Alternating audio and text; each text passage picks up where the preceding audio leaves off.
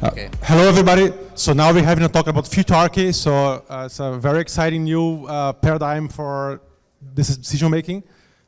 Does your mic works? Yes, I think it's good, yeah. Perfect, so we are going to start.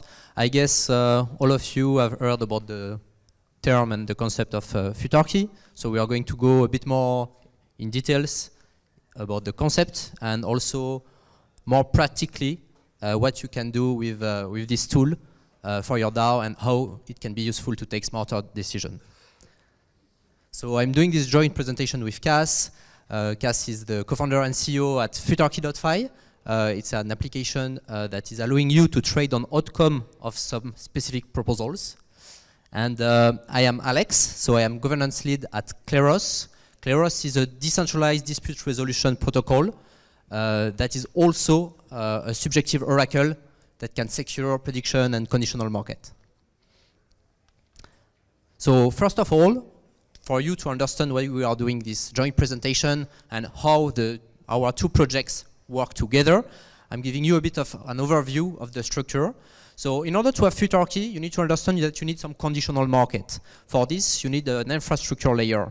In our case, this infrastructure layer is provided by SEED. It's a permissionless prediction market where you can build a lot of different things. One thing that is built on top of SEED is Futarchy.fi. It's an application specific focused on Futarchy, but you could have other application specific. For instance, things about deep funding are building on top of SEED with the Ethereum Foundation. For those markets to work, basically you have outcomes that are coming from the off-chain world. And you need to bring back this information on-chain. That's where a subjective oracle like Kleros intervenes. Most of the time, you don't need to call the oracle because the community and the traders agree on the outcome. But sometimes you have some disputes. And in order to solve this, Kleros can be used, basically. And what I want to highlight is Kleros is also working with a lot of different prediction markets. So basically on EVM, L1 and L2. So here are examples of other prediction market, Precog, Omen, Butter, Ringo, and many more others. So if you need a reliable battle-tested oracle, feel free to contact us.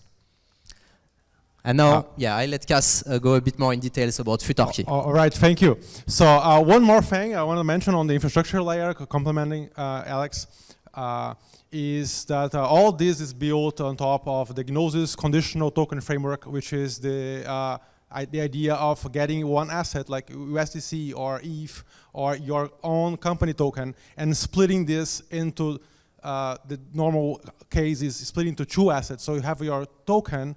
You can split it into the yes version and the no version. The yes version is going to be worth something if the event happens on yes, so it can be a proposal. So if you're making a prediction market on a proposal, the yes version is going to be worth something if the proposal passes. So it can also be any other thing. So this is the same infrastructure that is used, for instance, by Polymarket. So Polymarket uses also the same contracts for this custody. So this is all non-custodial, all based on the Gnosis token framework.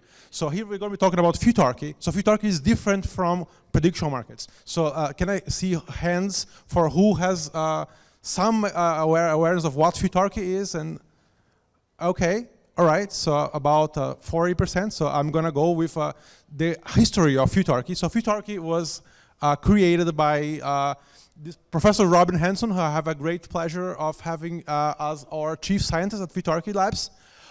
So Robin created this paper like 20 years ago called Vote Values but Bad Beliefs. So this is a new vision for, like a futuristic vision for government, and the idea that this could be a better form of democracy.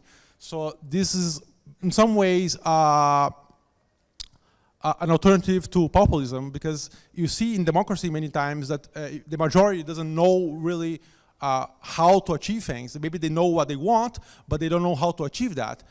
So this idea is, hey, maybe people should actually vote not on what should be done, but they should vote on what they want, what kind of metrics they care about, what kind of outcomes they care about, if they care more about education, or if they care more about health, or they care more about security. And then maybe but from these things, you can create a welfare metric, which is a kind of the aggregate of all these values, and but then let people bet on, hey, is this policy going to be good for these outcomes or not? Maybe people should actually bet on these things rather than just voting. So this is the, can I get this? So this is the history of where Futarchy comes from. But right now on this presentation, we're talking about kind of a simpler version, which is really more applicable for for-profit organizations, which is Futarchy for a price-based Futarchy, which is a Futarchy to predict the impact of decisions on the token price. So will this decision be good for token price or not? This is a signal you can use. So let's go. Right, so this is some, so how does Futarchy works in general? You have some outcome like the token price you want to maximize or some other thing you care about, and you make people bet on what's going to be this value of this token price that you care about or this value you care about if the proposal passes or if it doesn't. And so you have two markets, basically the yes market and the no market, and you see if the yes market is higher than the no market. So I'm going to see here, so so things you can use this, so I'm going to actually, yeah, I'm right. So what can you use Futarchy for on your DAO? So you can use this as a governance signal. So for instance, you can have for any milestone you care about or for any proposal you have in mind, or you are now just under discussion, you can have a market for what's going to be the token price if this passes or if it doesn't. So you can also use this for other metrics you care about. So you have the butter experiment. So who is aware of the butter experiment on optimism? A few people. So they did a Futarchy optimizing for which decision and what would be the impact on the 1 month TVL, right? So they had a grant, they wanted to see which way the grant would go that would have a greater impact on the TVL for their chain. So this is a specific use case. So now we think we are more like in favor of using this for token price directly because it has a longer term impact. You know, like things have an impact on the long term. These impacts get already incorporated into the current future price. But yeah, so you can use this to influence the governance just as a signal. So you can see when you're voting, you can just look at these prices and see if this is the information we might be able to use. You can also do this for safeguarding. All right, so here we launched this as a very beta version on June for Gnosis with just for experimentation with little liquidity, but we have been experimenting and getting some feedback on how it works. And we have recently got Kleros. So Kleros has approved something more intense, which is that they have an actual rule that they're not allowed to mint more tokens unless the markets agree that minting these tokens are going to be good for token holders. So in crypto, there's this thing where many people don't like mintable tokens because they are afraid of dilution.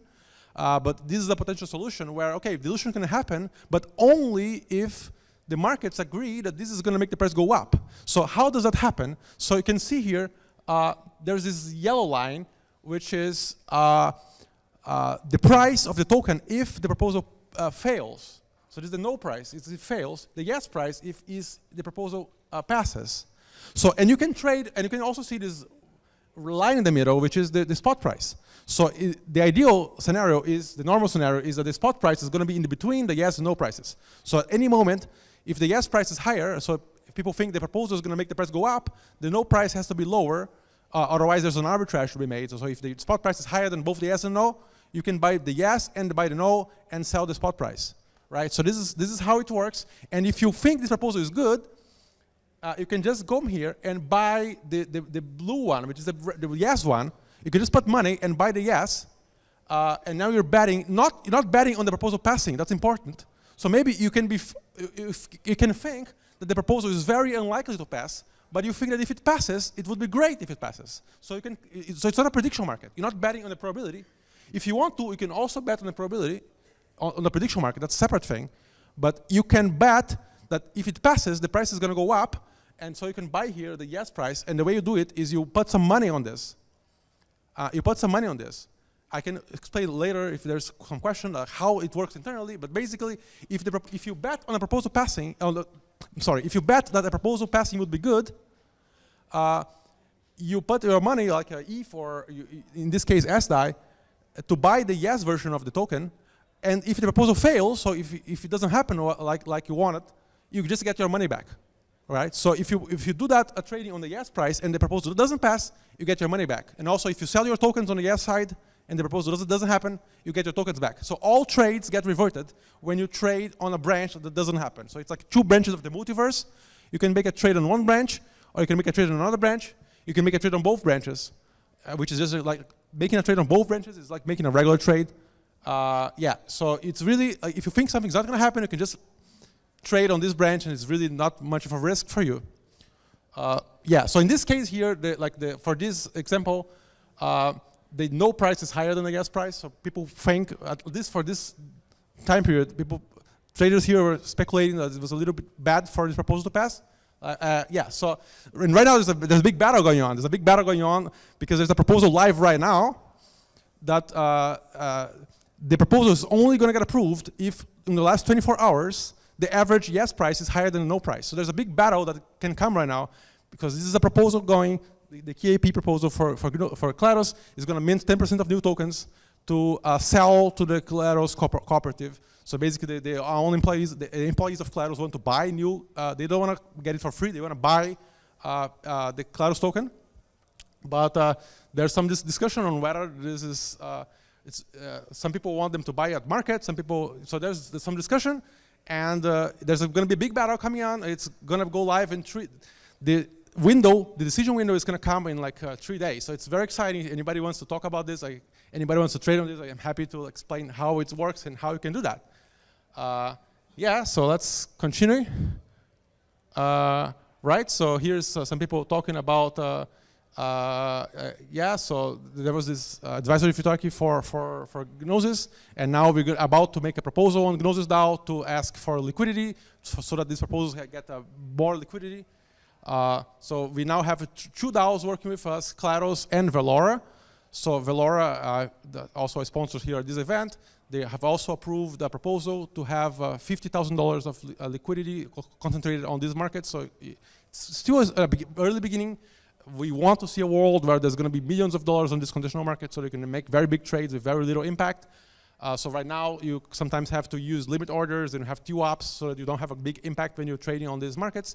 But yeah, but we hope the third DAO is going to be Gnosis DAO, has been supporting us for quite a long time. And we're going to be making a proposal this week for them in this regard. Yeah, so this is just, okay, I'm gonna, right, so, yeah, I think it's your turn. Yeah. All right, thank you. Yeah, thank you. So I'm going to go, I think Cass explained extensively about the governance signal. So it's basically how Futarchy is giving extra information to your delegates, to your voters. He also mentioned, so I'm going to go a bit more in details about what we did as an experiment in Kleros DAO, as we have been experimenting with Futarchy.fi and with product.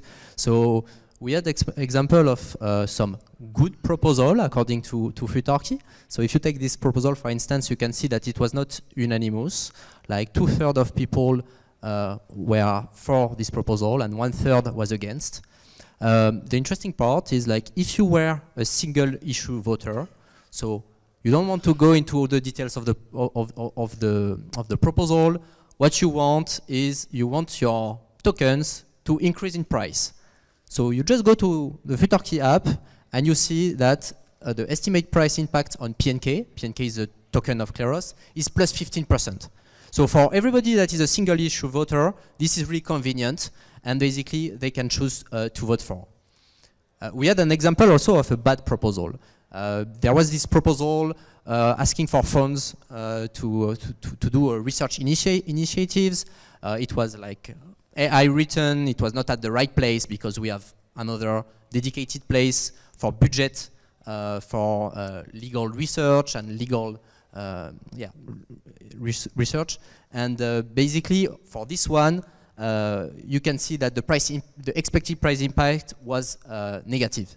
So again, this is giving useful information, and the right point is, as you can see, on snapshot, people are starting to pick it in their rationale and mention the Futarchy market as an extra information to justify their vote against. And then that's what Kars mentioned just before. I think we go one step further. So we don't only do advisory Futarchy at Kleros, but we have put Futarchy as a requirement. So yeah, two kind of proposals are quite controversial. Is when you mint new supply, or when you ask to spend some asset from the treasury. For these two kind of proposal, basically, the extra rules is like you first need to win the snapshot vote, but you also need to win the Futarchy market. So the Futarchy market needs to show a positive price impact. It's a way to protect the DAO, it's a way to protect the value of the holder of the token, and it's also the way to give some power to a minority that can basically, even if the vote is won, they can win on, they can defeat on the Futarchy market. So yes, we are putting this slide, and now I'm going to go on the third aspect that could be useful for your DAO. It's how you can hedge, on specific outcome and hedge specific risks. So on this one, we are going to take the example of Velora DAO. As Kars mentioned, we are now working with them. Velora, for those that don't know, is the rebrand of Paraswap. It's a meta aggregator of DEX. This proposal was posted on this forum. We post this proposal on their forum with the help of the Velora Growth Committee, posted by SEED Gov. So it's an advisory Futarchy pilot for 6 months. Liquidity is provided because this information, in order to get this information, you need to provide liquidity to seed some market. So half of the liquidity is in the Velora token, the other half is in stablecoin. And an important point to keep in mind is the DAO keep the ownership of this liquidity as it is in the multisig 2.3. So if you want to do something similar, we would be happy to help. So how can you hedge your position? As this is quite recent, I took one proposal from the past that was highly controversial. It was the proposal about returning 40 ETH to Bybit. As you all know, Bybit was the biggest hack in crypto history. And basically what happened is like the hacker just after went to Velora and swapped huge quantity of crypto assets. When he did this swap, some fees were generated and the fees end up in the treasury of Velora DAO. And the question is like, basically Bybit were asking to send back these fees to them. As you can see in this screenshot here, you can see like the vote was super close. We had millions of voting power expressed, but at the end it was only $20K that differentiate, and at the end this proposal passed. So why it was so controversial? Because there were two camps amongst the delegates and the token holders. Some people were saying code is low, like these ETH were not stolen, they were generated as a fee, so they belong to the Velora treasury. Another group of people were saying these fees are coming from an illicit activity, so we should send them back. So at the time, it was really hard to know if this proposal was going to pass or not. And the interesting point is like some delegates, like Argonaut, they mentioned that basically if these ETH are not sent back to Bybit, it could have legal implication for the DAO, for the token holder, and for the delegates, because it's linked with an illicit activity from North Korea, and there could be legal implication. So they were a real risk perceived as of this. At that time, there were no Futarchy market. So basically, if you were afraid of this proposal not passing, the only option was to sell your token, your Velora token, and if it passes, then you will have to buy later and maybe at an higher price. With Futarchy, what you can do is you can conditionally sell your token. What does it mean? It's like if this proposal passes, you stay with your Velora token, but if it doesn't pass, you sell basically your token. So it allows to have more granularity on how you manage basically your asset and your investment, and you can manage it conditionally to a proposal passing or not passing. So that's a really strong advantage of Futarchy. So yeah, just to sum up, these are the 3 main points I think that are really relevant for DAOs about Futarchy. Is like governance signal for your delegates and like the token holder to have information about is this good for the token or not. Safeguard for some controversial proposal when you have a big spend or when you want to mint new token. It could be an extra requirement. And then hedging on specific risk or specific outcome thanks to conditional sell. And I will let the last part for Cass. Thank you, Alex. Yeah, so, and just continuing on what Alex mentioned on you being able to exit, like you can sell, if you are a minority token holder, Futarchy gives you a lot of protection as a minority. If you have 1% of the tokens, if you see a proposal you don't like, you can just say, okay, if this proposal passes, I'm getting out. I'm selling all my tokens if this passes. And then by doing that, you basically have to sell your yes on the yes market. And you can do that, and you still get, you don't actually sell your tokens unless the proposal is going to actually pass. So if the proposal fails at the end, you can still get your tokens back. And by doing that, you're going to kind of crash the yes price in a way. And if the DAO is adopting Futarchy in some kind of formal way where it's required for the Futarchy to pass, for the proposal to succeed, you actually kind of force somebody to buy you up if the proposal is going to pass. So it's a strong protection for minority token holders compared to like regular token holder vote where you can just be a minority and you can just get outvoted and there's nothing you can do, right? And let's give a final good news for all of you. We just a few days ago, I think 3 days ago, a Snapshot announced this partnership with us. So we now can now see on any vote for DAO that has adopted Futarchy. So especially you can do this for advisory Futarchy. So we've mentioned in Kleros that is doing a binding Futarchy where they actually are required for the Futarchy to pass. But any DAO, if you have a DAO that wants to use Futarchy just as a signal, you can just add this some liquidity to the Futarchy markets for each proposal. And it's really not a big cost. It's really the same cost as providing liquidity in a regular pool. It's just the only cost is really the permanent loss over this time. So it's really not a cheap thing, not an expensive thing. And it's going to show up. So there's a very simple widget here. Eventually, we're going to make it better with charts and everything. But here on the snapshot voting, you can just see the prices if it passes and if it fails. And yeah, so that's like another signal for your DAO to use and to experiment. And we really would like to invite you and your DAO to try out Futarchy and just see if it works for you and to see if your delegates get good signals from this and if it's worthwhile for your governance process. Yeah, so that's it. If you want Futarchy for your DAO, please contact us and let's have some time for questions. That's it. Thank you very much.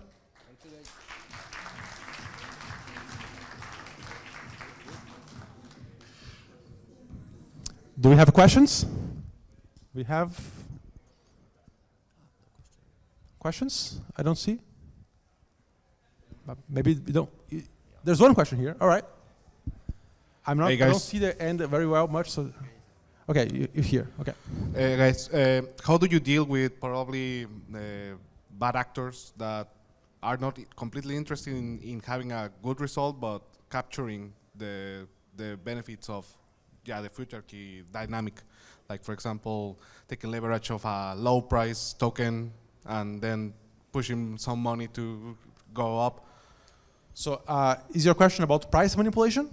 Yeah, price manipulation and capturing okay, the perfect question. So I think this is the answer to the question of market manipulation is yes, it can happen in the same way that like prediction markets can be manipulated. It's just, but just like prediction markets, anytime you have somebody doing some manipulation, or so imagine somebody wants to push a proposal, there's a bad proposal, but they want to push the proposal to pass, so they're going to make a big trade, and they're going to buy a lot of yes tokens, so the yes price is higher, and now the yes price is trading 10% higher than the no price, right? So they can do that to try to push the proposal forward and try to influence everybody else into voting for this proposal.